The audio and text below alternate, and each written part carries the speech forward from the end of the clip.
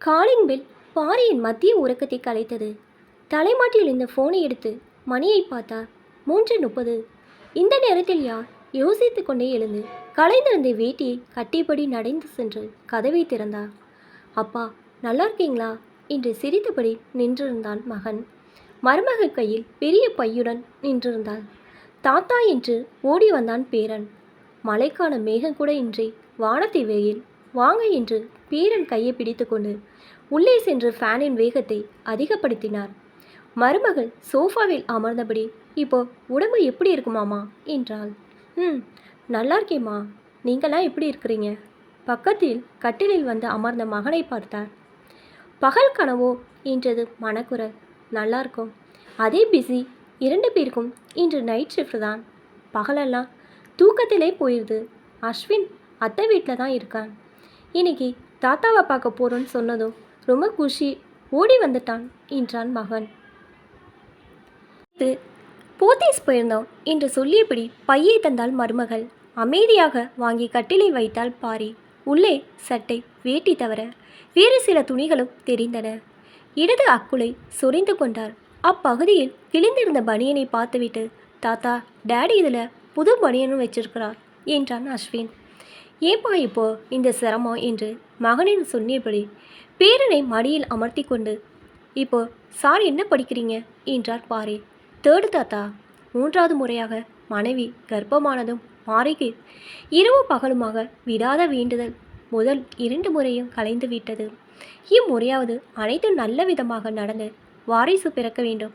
கவலையும் அக்கறையும் கலந்தோங்கி மனைவியின் கையில் தாங்காத குறை கைராசி மருத்துவர் என்று சுற்றமும் நட்பும் பரிந்தொடுத்தவனின் அழைத்து சென்று செக்கப், டைம் டேபிள் போட்டு மருந்து மாத்திரை டானிக்கின்னு பணிவிடை நிகழ்ந்து போனார் பாரியால். 10ஆம் மாதம் ஆனந்த கண்ணீருடன் என் வேண்டுதல் நிறைவேறியது என்றாள் பாரி. கடவுளை நாட்டம் என்றாள் மனைவி. பிறந்த மகனை உச்சி முகந்து அஜய் என்று பெயரிட்டார்கள். பாரிக்கு அரசாங்க உத்தியோகம். சென்னை பட்டணத்தில் வாழ்க்கை நடத்தும் அளவுக்கான மாத சம்பளமே வருமானம் என்ற போதிலும் மகனை கான்வென்ட் பள்ளிக்கூடத்தில் சேர்த்தார். அந்த பள்ளியின் அபரிமித படிப்பு செலவுகள் கையை கடிக்குமே என்று மனைவி கவலைப்பட்ட போது, அதெல்லாம் எப்படியாலும் சமாளிச்சிடலாம் என்று ஆரம்பத்தில் சொன்னாலும் ஒவ்வொரு மாதமும் பட்ஜெட் இடித்தது. ஒரு நாள் இக்பால் மஸ்கட்லேருந்து ஃபோன் பண்ணினான். அவன் கம்பெனியில் அக்கௌண்டன்ட் வேலை 2 வருஷ கான்ட்ராக்ட் விசாவுடன் இருக்கான். இங்கே லீவு போட்டுட்டு போய் வந்தால் கொஞ்சம் நிலைமை சரியாகும். என்ன சொல்கிற என்று மனைவியிடம் ஆலோசித்தார். நல்லது என்று முடிவானது. மஸ்கட் வருமானம் நொடிக்கவிருந்த குடும்ப பொருளாதாரத்தை சீராக்கியது. பிள்ளையின் படிப்பு தடையின்றி தொடர உதவியது.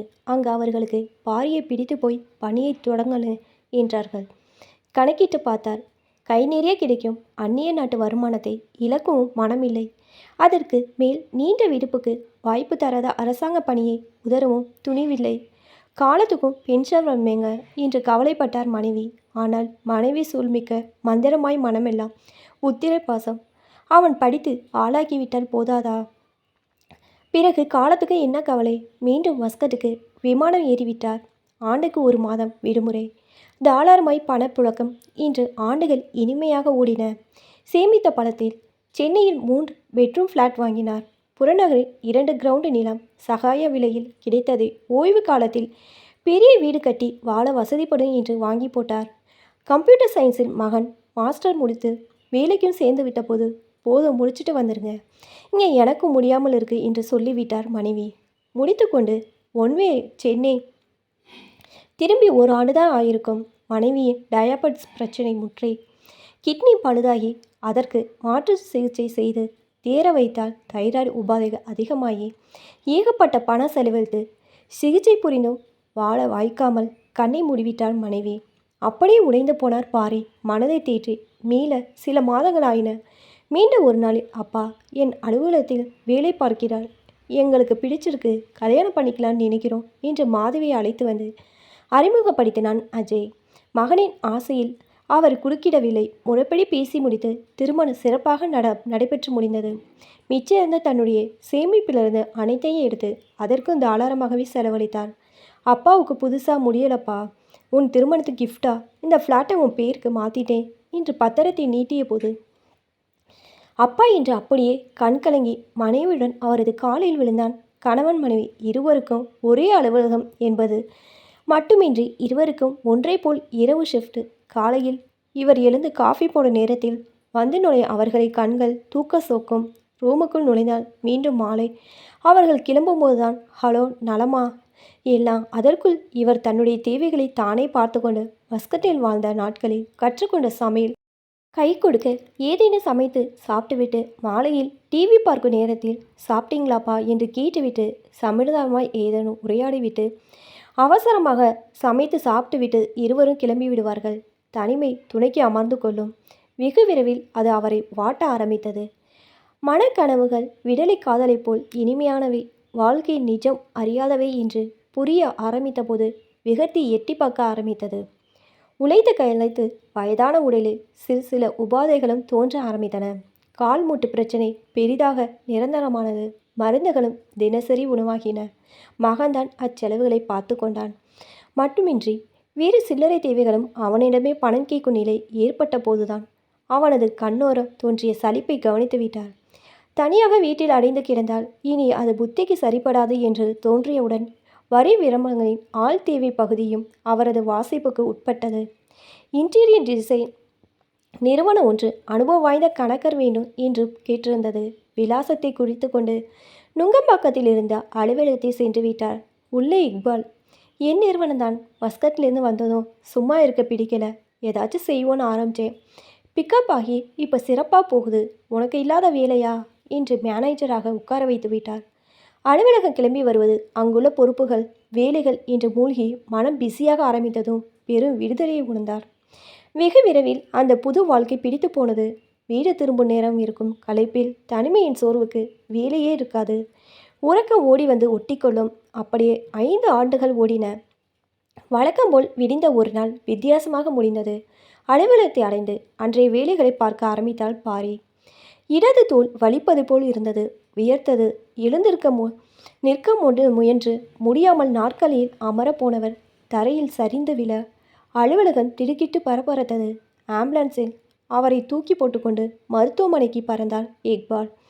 சரியான நேரத்துக்கு வந்துட்டீங்க என்று அவரை காப்பாற்றிவிட்ட டாக்டர் இக்பாலிடம், எல்லா வாழ்வும் அடைச்சு போய் கிடக்கிறார், விரைவில் பைபாஸ் செய்ய வேண்டும், நோ அதர் ஆப்ஷன் என்று சொல்லிவிட்டார்.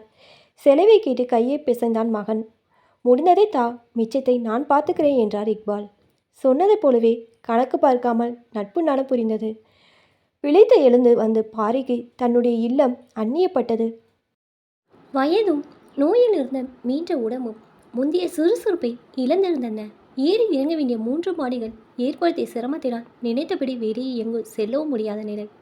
கிரவுண்ட் ஃப்ளோர் வீடு வாடகைக்கு கிடைத்தால் இதை வாடகைக்கு விட்டுவிட்டு மாறிடலாமா என்று மகனிடம் ஒரு நாள் யோசனை கேட்டார். அஜயும் மாதவியும் அந்த யோசனை அப்படி நிராகரித்து விட்டார்கள். வாடகை, பட்ஜெட், வசதி இத்தியாதி காரணங்கள் அடுக்கப்பட்ட அந்த பேச்சு இனி கூடாது என்பது போல் அதற்கு முற்றுப்புள்ளி விழுந்தன. மூச்சடைந்து போனார் பாரி. நல விசாரிக்க வந்த இக்பாலிடம் இவ்விஷயத்தை மேலோட்டமாக பேசும்போதே பாரியின் கண்கள் கலங்கிவிட்டன. எனக்கு ஒரு யோசனை, என் மச்சானி 2 பெட்ரூம் ஃப்ளாட் ஒன்று இருக்கு, அது கிரவுண்ட் ஃப்ளோர். அவனுக்கு ஆஸ்திரேலியாவில் பணி, சில்லறை ஜாமான்கள் மட்டும் போட்டு அந்த ஃப்ளாட் பூட்டியிருக்கு. அந்த ஜாமான்களை ஒரு ரூமில் பூட்டிட்டு தரேன். உனக்கு ஒரு ரூமும் ஹாலு கிச்சனும் போதாதா? ஐயோ, இந்த ஒண்டி கண்டைக்கு அது மாளிகையாச்சே. அடுத்த வாரமே ஆழ்வார்பேட்டையில் இருந்த அந்த ஃப்ளாட்டுக்கு தன் சொற்ப உடைமைகளுடன் குடிபெயர்ந்தனன் பாரி. இந்த வயசில் எதுக்கு நீங்கள் தனியாக போய் சிரமப்படணும் என்றாவது அஜய் கேட்டிருக்கலாம். அவனுக்கு அது கூட தெரியவில்லை என்று தான் நினைத்து கொண்டான். ஆனால் ஜாமான்களை தூக்கி வந்து உதவினான். துடைத்து பெருக்கி சுத்தம் செய்து தந்தான். அடிக்கடி கால் பண்ணுங்கப்பா என்று விடை பெற்றான். என் ஃப்ரெண்டு ஃபேமிலி 4 வீடு தள்ளி இருக்காங்க, சமைத்து தர சொல்லியிருக்கிறேன் என்று சாப்பாட்டுக்கும் ஏற்பாடு செய்து தந்தார் இக்பால். எவ்வளோடா கேட்பாங்க? அடப்போடா என்று சிரித்தபடி சென்று விட்டார். தன் பிள்ளையை ஊட்டி வளர்த்ததற்கு உற்றார் உதவியில் அவரது சொச்ச வாழ்க்கை தானே கழிய ஆரம்பித்தது. அந்த கடனை எப்படி தீர்ப்பார்? கடனா? இக்பால் அதை அப்படி நினைத்தால் தானே தான் ஏதாவது பிரதி உபகாரம் செய்யத்தான் வேண்டும் என்று மனம் மட்டும் படித்து எடுத்தது. பிறகு அதற்கு ஒரு வழியே பிறந்தது. தனியாக வந்த புதிதில் வார ஒரு முறை வந்து எட்டி பார்த்து விட்டு சென்ற மகனின் வரவு மாதம் ஒன்றாகி பண்டிகை திருநாள் என்றாகி போனது. வரும்போது ஹோட்டலில் இருந்து வாங்கிய விசேஷ உணவும் பழங்கள் கொண்டு வருவான். கிளம்பும்போது செலவுக்கு வச்சுக்கங்கப்பா என்று 2 500 ரூபாய் நோட்டுகளை அவரது கட்டிலில் வைத்துவிட்டு சொல்வான். பாறையின் மொழியில் பெருமூச்சு வார்த்தைகளாகி இருந்தன. கடைசியாக பொங்கல் பண்டிகையின் போது வந்து சென்றவன் இப்போது எப்படி திடீர்னு குடும்பத்துடன் ஏதாவது விசேஷ நாட்களா மறந்துவிட்டமா? என் மனதுக்குள் கேள்வி ஓடிக்கொண்டே இருந்தது. மாதவி கிச்சனுக்குள் சென்று தானே காஃபி போட்டு அனைவருக்கும் எடுத்து வந்தாள். குடித்துக்கொண்டே, அப்பா, நாங்கள் இருவரும் பேங்கில் லோன் அப்ளை பண்ணியிருக்கிறோம். தனி வீடாக இருந்தால் உங்களுக்கு கிரவுண்ட் ஃப்ளோர் ஈஸியாக இருக்கும். எத்தனை நாள் தான் 3ஆம் மாடி ஃப்ளாட்டில் நெருக்கடியில் கிடப்பது? குடித்து முடித்த கப்பை அருகில் இருந்த ஸ்டூலில் வைத்துவிட்டு என்றார். அதான் நம்ம மனம் இருக்குல்ல, அதில் கட்டலான்னு இருக்கோம். இப்போ அந்த ஏரியா நல்லா டெவலப் ஆகி பிஸியாகவும் ஆகிவிட்டது. நல்ல ஸ்கூலும் அங்கே வந்துருச்சு. எங்களுக்கும் அங்கேருந்து கம்பெனி பஸ் இருக்குது. இப்போ சென்னையில் உள்ள டிராஃபிக்கும் நெரிசலும் படும் கேவலமாயிற்று என்று பேசிக்கொண்டே இருந்தவனிடம் அந்த மணியை நான் கொடுத்துட்டேனே என்றார். காஃபி கோப்பையில் அலம்பி கிச்சன் குழாய் தண்ணீர் சற்றென நின்று அமைதியானது. திகைத்த அஜய், எப்போ என்னிடம் சொல்லவே இல்லை, என்ன முடிவுது, எவ்வளவுக்கு என்று கேள்விக்குறியாகவே அடக்கினான். விலகி இல்லை, தானமா இக்பாலும் அவன் நண்பனும் சேர்ந்து அறக்கட்டளை ஆரம்பிக்கிறார்கள். புறநகரில் இடம் பார்த்து கொண்டிருக்கேன் என்று சொன்னான். ப்ராஜெக்டை பார்த்தேன், பிடிச்சு போச்சு, நன்கொடையாக தந்துட்டேன், ஃப்ரீயாவா? அந்த இடத்துடைய இன்றைய ஒருத்த என்னன்னு தெரியுமா உங்களுக்கு? அஸ்வினை நினைச்சு பார்த்தீங்களா? உங்கள் பேரன் தானே அவன்? என்னடா மேல் விழுந்து உதவி செய்கிறாரே என்று பார்த்தேன். அந்த பாய் சாமர்த்தியசாலி. தந்தையின் உஷ்ண குரலும் எந்த சலனமின்றி அமர்ந்திருக்கும் தாத்தாவும் என்ன பேசிக்கொள்கிறார்கள் என்பது புரியாமல் பார்த்தான் அஸ்வின். அடுத்து சில நிமிடங்களே நாங்கள் கிளம்புறோம் என்று சொல்லிவிட்டு சென்று விட்டார்கள். வாங்க சார், உட்காருங்க. நான் தான் சேதுராமன். நீங்கள் ஃபோனில் பேசுனீங்களே. Thanks sir. உங்களுடைய சர்வீஸ் பற்றி நிறைய கேள்விப்பட்டேன். விசாரித்த வகையில் கண்ணை மூடிக்கொண்டு ரெஃபர் செய்கிறார்கள். இதை விட சிறப்பான இடம் கிடைக்காது என்று தெரிந்து விட்டது. எங்களுடைய ஃபீஸ் நிர்வாக செலவுக்கு மட்டும்தான். லாப நோக்கமற்ற சேவை மையம் இது. எங்களால் ஆனதை சிறப்பாக செய்வோம். உங்கள் பெற்றோர் எங்களுடைய பெற்றோர் என்பது எங்கள் பாலிசி. அப்பாவுக்கு எப்பொழுது இப்படி 4 மாதமாச்சு. ஒரு பக்கம் கையும் காலும் பாதிப்பாயிடுச்சு. பீச்சு குளரும் அம்மாவும் இல்லை. நாங்கள் 2 பேரும் வேலைக்கு ஓடவே நேரம் சரியாக இருக்குது. இவரை எப்படி சார் நாங்கள் சரியாக கவனிக்க முடியும்? டாய்லெட்டுக்கு பாத்ரூம் கூட உதவி இல்லாமல் அப்பாவுக்கு முடியலை. மனசெல்லாம் கவலையாகவே இருந்துச்சு. அப்போ தான் இந்த ஹோம் பற்றி கேள்விப்பட்டோம். Don't worry, we are here. நீங்கள் எப்போ வேணும்னாலும் வந்து பார்த்துட்டு போகலாம். உங்கள் பேப்பர் ரெடியாக இருக்குது, கொண்டு வரேன். பிறகு ரூமை பார்க்க போகலாம். நாற்காலில் சாய்ந்து அமர்ந்தவன் சுவரில் சிரித்த அன்னை தெரசாவுக்கு பக்கத்தில் இருந்த படத்தை பார்த்து அதிர்ந்து திடுக்கிட்டு, சீதாராம சார், இது இவர் என்றான். வள்ளர் சார், பெயர் பாரி. இந்த இல்லம் உருவாக உதவிய மூலக்கர்த்தா. இவ்வளோ பெரிய இடத்தை அப்படியே தூக்கி இனாமா தந்தவர். ஒரே ஒரு கண்டிஷன் மட்டும்தான் போட்டார். அதை கிடக்கட்டும். அவரை உங்களுக்கு தெரியுமா? என் தாத்தா சார் என்றான் அஸ்வின். வீல் சேரில் இருந்தவரை பார்த்தபடி, அஜய் சார் பாரியின் மகனா? வியந்தார் சேதுராமன். உதவியாளர் உள்ளே வந்து நீட்டிய உடன்படிக்கை காகிதங்களை வாங்கி ஓரமாக வைத்துவிட்டு, மிஸ்டர் அஸ்வின், உங்கள் தாத்தா இடத்தை டொனேட் பண்ணும்போது போட்ட கண்டிஷன் ஒன்றே ஒன்று தான். என் சந்ததியினர் மட்டும் இங்கு முற்றிலும் இலவச சேவை செய்யப்பட வேண்டும். இது அவருடைய அப்பா வீடு சார். அப்பா என்று குளறிய அஜயின் முகத்தில் தாரையாய் கண்ணீர். வீல் சேர் குலுங்கியது. இப்போ தான் என்னோடய சேனல் ஃபஸ்ட் டைம் பார்க்குறீங்கன்னா சப்ஸ்கிரைப் பண்ணிக்கோங்க. பக்கத்தில் இருக்க பெல் ஐக்கனை ப்ரெஸ் பண்ணிக்கோங்க. அப்போ தான் நான் ஒவ்வொரு தடவை வீடியோ போடும்போது உங்களுக்கு நோட்டிஃபிகேஷன் வரும். தேங்க்ஸ் ஃபார் வாட்சிங்.